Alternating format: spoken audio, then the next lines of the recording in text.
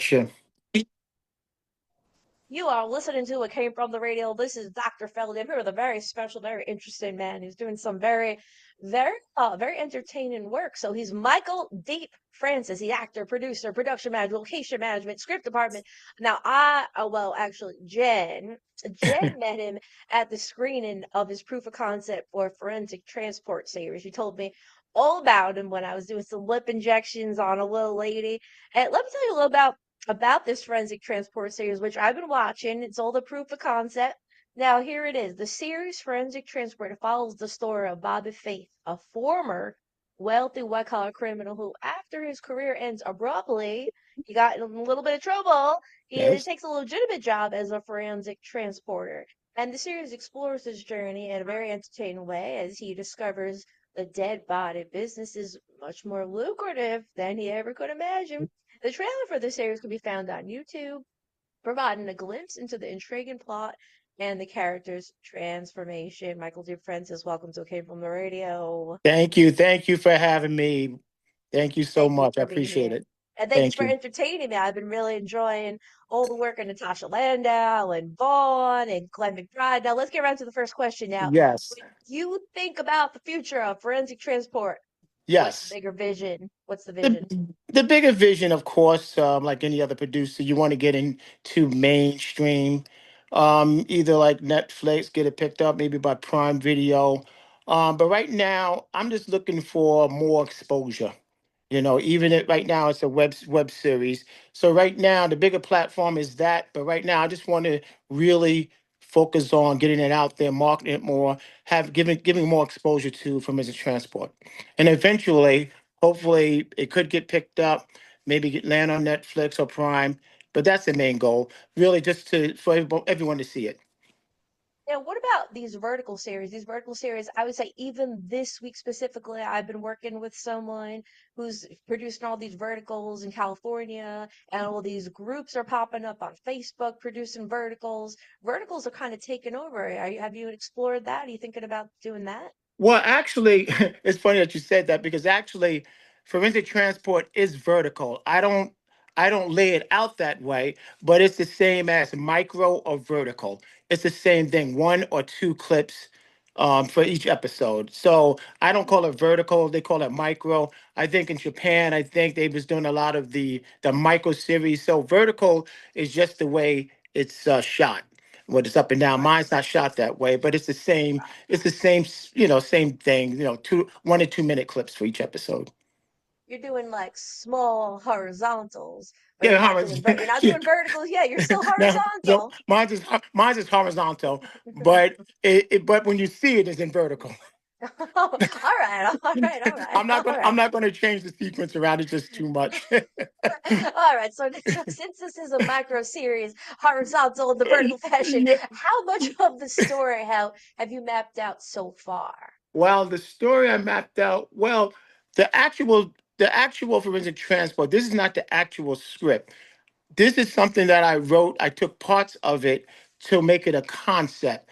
What I actually written is probably about 2 seasons, 3 seasons. I've been working on this script for about, I say, 12 to 13 years. I've been working on this script. So of course I don't have the money to shoot everything. So what I did is I took parts of it, made this concept, so get people's interest. But it's a very, very large script. It's a very big project. As that I checked, is about, I say it's about 124 characters. Jennifer told me that you have about 1,000 pages written, Yeah, it's more than 1,000 pages now. Yes, yes. And and because this, the funny, wow. yeah, because the funny thing, what I actually written, and I wrote some new stuff, new characters while writing this concept. I actually like what I written, so I actually took what I written and I imposed it into my actual script now. And it just grows and grows and grows. Now, well, I have a few questions about the cast here. What was the experience like working with your cast? Oh wow, the experience with the cast was actually amazing. Um, just to see my words come to life. I think the cast were fantastic. Um, They listened to directions, but that was with the shout out to the director Eric Richardson Hagens. But it's just amazing. The cast was amazing. We on set, it's a warm feeling. We don't there's no stress on it. We let the characters actually not so much do improv, but we let them become the character. We don't hold actors to a certain line. We let them explore a little bit. But it was fantastic working with the cast. It was amazing, amazing cast. And I'm not just saying that. It was really an amazing cast, and it was good to shoot and just to talk and laugh. It was excellent. It was excellent. A lot of talented actors in there, all different types of Oh, methods and schools of work and processes there. yes, yes, and because forensic transport is very diverse, we had a very diverse cast. We have black, white, Spanish. I think which one call him is I'm sorry, the one that played Ukraine. She's from Ukraine. Oh my God, I can't even think. Not Alana, but Oh, Natasha? Natasha? Natasha. Yes, Right, Natasha. right, Yep, right. she's from Ukraine. So even with that, just working with a very diverse cast was amazing, and everyone was on top of their game. It was amazing time. It seemed like it. All the acting, I would say, was definitely on point, very convincing, very fun to watch.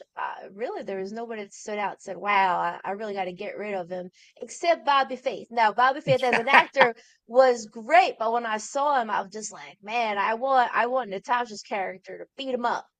I Yes, think that'd be real fun. yes, he definitely took Bobby Faith to that level. Once we talked a lot about the character, and he really empowered that character. And a lot of people don't like Bobby Faith, but that's what it's all about. For all these actors to take these roles and become the people that are actually written, and 100% they nailed it. They nailed each character. They nailed it, and I'm And I think so happy and proud of them. I think it was Natasha. I forget. It might have been Natasha. Maybe it was Caitlin. And they were telling me that Bobby's actually such a nice guy, and it was so funny to act with him because he was so mean on set. But as soon as the camera broke, he's actually not like that guy at all. He's actually a very sweetheart. Yes, yes. Vinny is actually a great guy. He's a hard worker. He works hard on set. But yeah, off cam he's dynamite. We had some good laughs, but when it says action, he gets into that role. Love it, love it. I hope to play a villain one day. That would be a dream come true. Maybe like some crazy doctor or something. Now, whenever you film anything, even writing a novel, but especially filming, I would say any type of film set. I treat a lot of actresses in the doctor's office. And there's all types of challenges from a sleazy director to maybe you lose a location or maybe it rains and the camera shut down. So were there any expected or unexpected challenges while producing this series and maybe some people could learn from?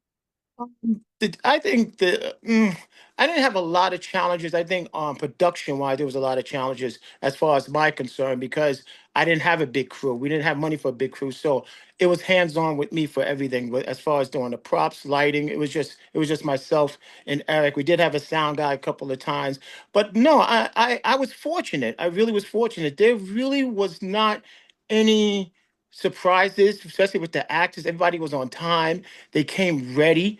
They knew their lines. That's why I said I was very fortunate, with the cast. So no unfortunate things. I just would say, if you film and you don't have budget, a big budget, you have to be very, very patient. And not only that, you have to be very, very organized. And I think the cast, even though I didn't have a big budget, but they appreciate that I was organized. When you came on set, whatever, I was organized. You know what I mean? We was on time. We knew what we was doing. It was no playing around. No, I'm not saying playing around, but it was straight business when the camera went on. But other Hmm. than that, there was no other no, there was no other surprises. Not at all. Now I'm invested in the storyline. I like Vaughn's character. I hope he doesn't die. I like Glenn's character. I hope he doesn't die. Caitlin, I'd love to see her back. Maybe she can come back from the grave. She was a lot of fun. And Natasha, now Bobby's role. What can we expect to see from Bobby? Can you give us any spoilers? Well, if you're talking concept, Mm-hmm. pretty much. Um, you'll see Bobby. You'll see the other side, really the bad side of him, as far as he'll do anything to make a dollar. He'll do anything to get back his life that he once had, because Mm-hmm. before that he was the man. He had he had the big house, the sports cars. Mm-hmm. Um, in the actual script, I mean, it's so much. But I just think with Bobby Faith, you're just going to see how meticulous, how evil he can be, and he, by any way necessary, he will make money.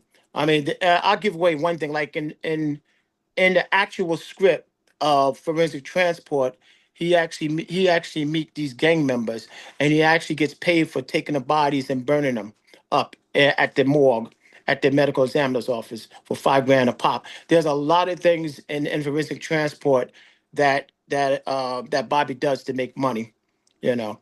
And just Yeah. to clarify, forensic transport is that my job, their job is actually they pick up the dead and they transport them back to the office. That's what they do. That's a forensic transporter. They pick up the dead for a living, Mhm. and that's what I actually did for a living for 20 years. That's what I was just going to ask you. Now, are there any parts of this that actually happened to you? Things that you observed? uh, Can you give us some secrets? n- um, there's certain cases that you go on that's weird, that I Mm-hmm. that I probably took ideas from it and it spent it around. Um, but no, not so much. I just knew that I just knew it was something different, because a lot of this series is based on homicide or detectives, but no one actually wrote something about the actual people that pick up the dead, not the cleaners, because I think they have the one that does the cleaning of crime scenes. This is specifically workers that pick up the dead. But as far as my job, there's certain cases that I picked up that was interesting. Or I kind of twist them around in certain parts of the script, but not Mm-hmm. too much. Not too much. Because what I'm doing is I'm taking a character, I'm taking my job and making it bad, like very bad, like stealing money from the dead. Yeah. Mm-hmm.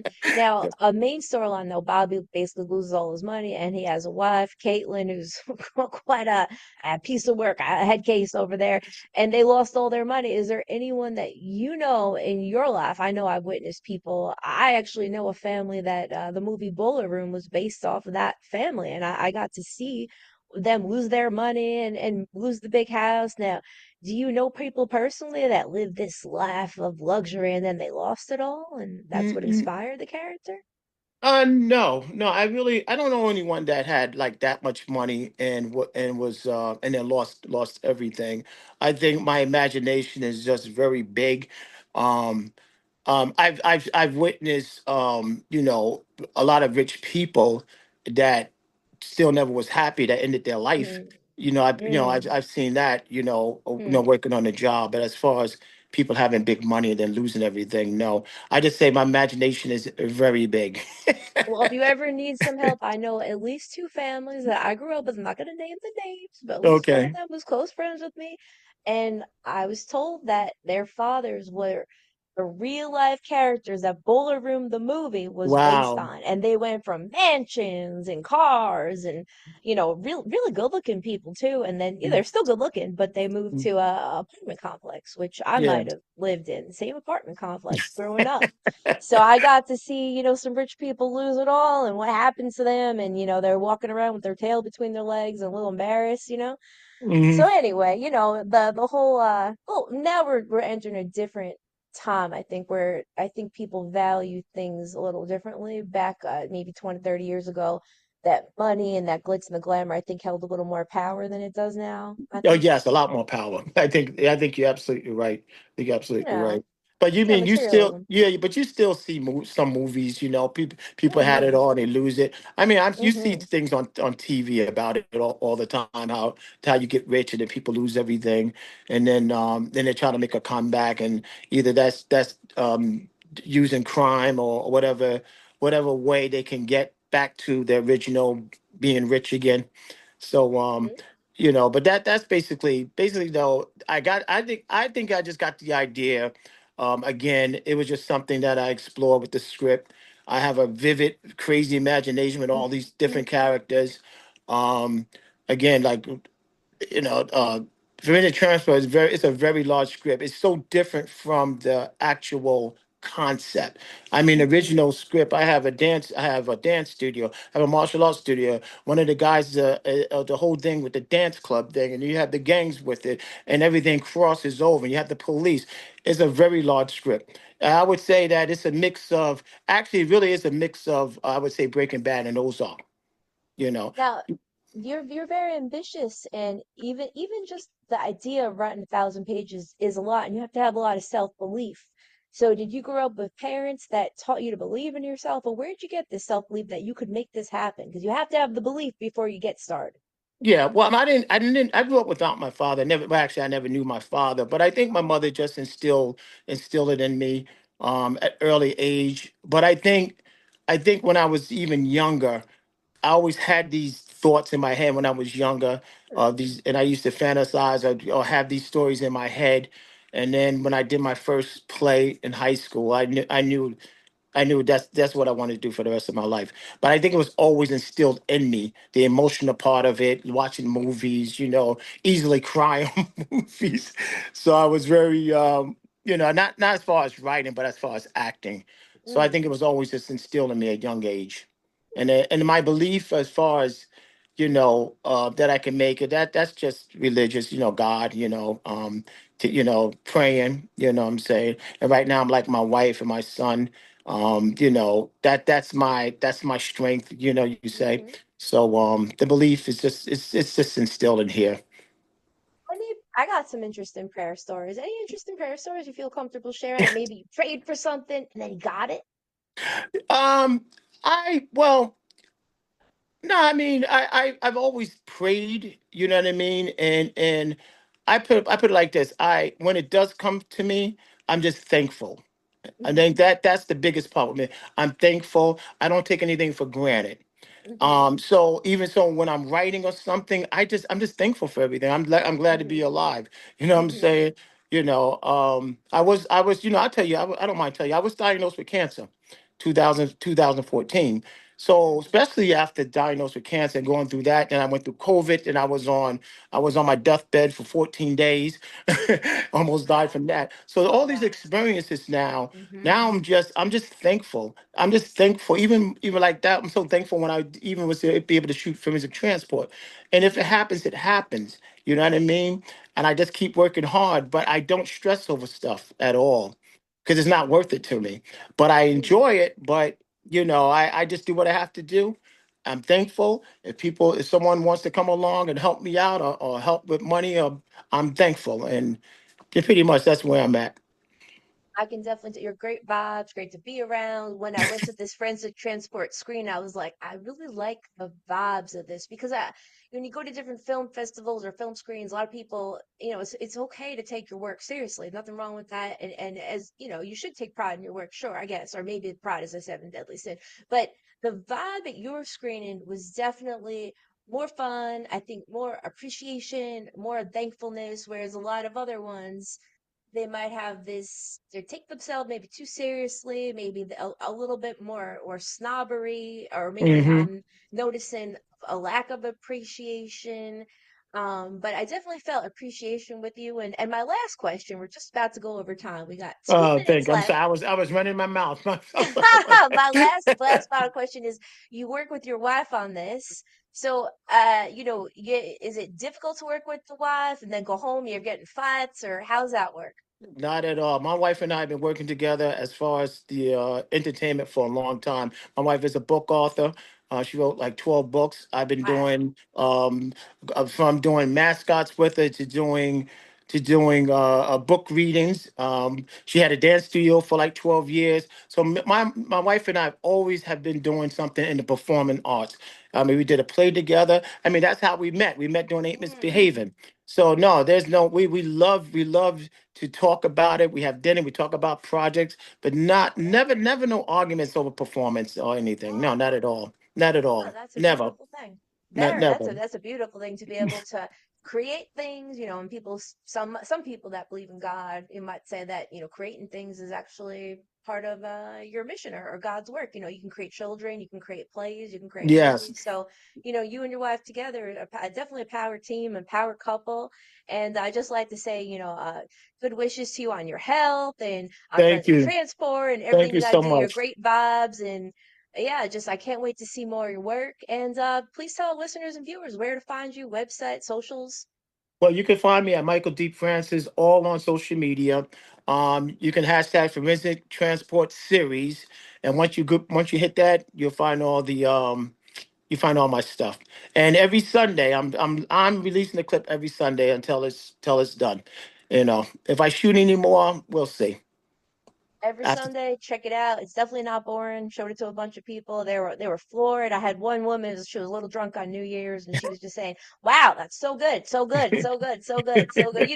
Those wine old ladies. So I on that love them. note, please excuse the hair. I actually had breast implants done a couple of weeks ago, so I couldn't see my hairdresser. So that's the reason for my crazy hair look. And That I'm breakfast. just trying.